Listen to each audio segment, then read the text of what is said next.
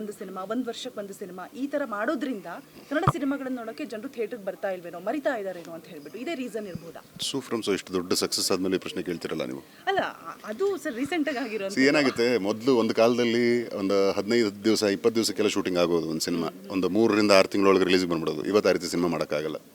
So technologically ಎಷ್ಟೇ advance ಆಗಿದ್ರು ಕೂಡ ಅದರ ಸುತ್ತಲ ಆಯಾಮಗಳು ಬದಲಾಗಿದೆ. ಮೊದಲು ಸಿನಿಮಾ ಅಂದ್ರೇ ಒಂದು ಪೆನಲ್ಟಿಮೇಟ್ ಎಂಟರ್ಟೈನ್ಮೆಂಟ್, ಈಗ one of the mode of entertainment.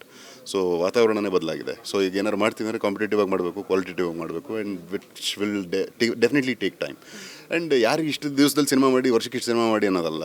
ಆ ರೀತಿ ಮಾಡೋದು ಇಷ್ಟು ವರ್ಷಕ್ಕೆ ಇಷ್ಟು ವರ್ಷ 2 ರಿಂದ 3 ಸಿನಿಮಾ ಪ್ರೊಡ್ಯೂಸ್ ಮಾಡ್ತೀನಿ ಅಂತ ಅನ್ಬೇಕು, ವರ್ಷಕ್ಕೆ 2 ರಿಂದ 3 ಸಿನಿಮಾ ಡೈರೆಕ್ಟ್ ಮಾಡ್ತೀನಿ. ಹಂಗೆ ಆಗಲ್ಲ. ಅದು it's a creative process. It has its own way of functioning. ಒಳ್ಳೊಳ್ಳೆ ಕ್ವಾಲಿಟೇಟಿವ್ ಸಿನಿಮಾಗಳು ಪದೇ ಪದೇ ಬರಬೇಕು. ಹೊಸಬ್ರು, ಹಳಬ್ರು, ದೊಡ್ಡ ಸ್ಟಾರ್ಗಳು, ಚಿಕ್ಕ ಸ್ಟಾರ್ಗಳು, ಇರ್ರೆಸ್ಪೆಕ್ಟಿವ್ ಆಫ್ ಆಲ್ ದ್ಯಾಟ್.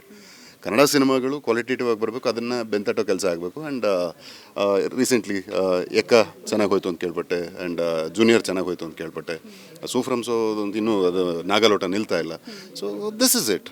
ಒಳ್ಳೆ ಸಿನಿಮಾ ಬಂದಾಗ ಬೆಂತಟ್ಟೆ ತಿಡ್ತಾರೆ. And stop complaining audience. ಜನರ ತಪ್ಪಲ್ಲ ಅದು. ಅಲ್ಲಿ ಏನಾದ್ರು ತಪ್ಪಿದರೆ ಅದು ನಮ್ದಿರುತ್ತೆ. ಇಲ್ಲ ಚೆನ್ನಾಗಿರೋ ಸಿನಿಮಾ ಮಾಡಿರಲ್ಲ, ಅಥವಾ ಚೆನ್ನಾಗಿರೋ ಸಿನಿಮಾ ಮಾಡಿದಾಗಲೂ ಅಲ್ಸ ಕೆಲವು ಎಡವಿರ್ತೀವಿ. ಪ್ರಮೋಷನ್ಸೇ ಎಲ್ಲ ಅಂತ ನಾನು ಹೇಳ್ತಿಲ್ಲ. ಪ್ರಮೋಟ್ ಮಾಡೋದಕ್ಕೂ ಜನರ ನಾಡಿ ಮಿಡಿತ ತಿಳ್ಕೊಂಡು ನಾವು ಮಾಡಬೇಕು.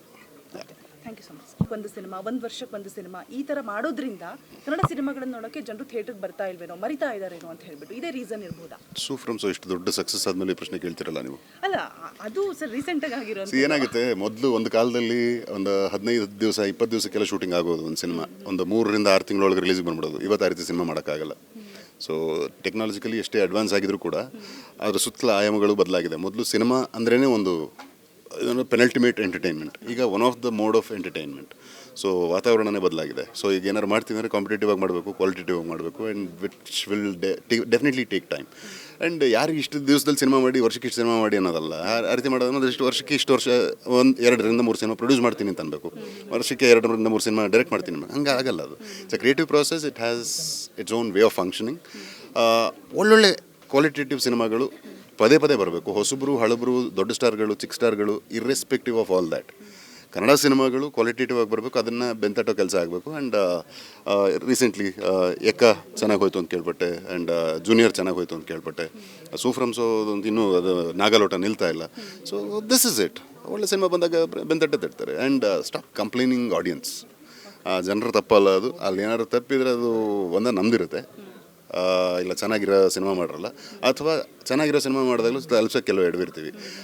ಪ್ರಮೋಷನ್ಸೇ ಎಲ್ಲ ಅಂತ ನಾನು ಹೇಳ್ತಿಲ್ಲ. ಪ್ರಮೋಟ್ ಮಾಡೋದಕ್ಕೂ ಜನರ ನಾಡಿ ಮಿಡಿತ ತಿಳ್ಕೊಂಡು ನಾವು ಮಾಡಬೇಕು. Thank you so much.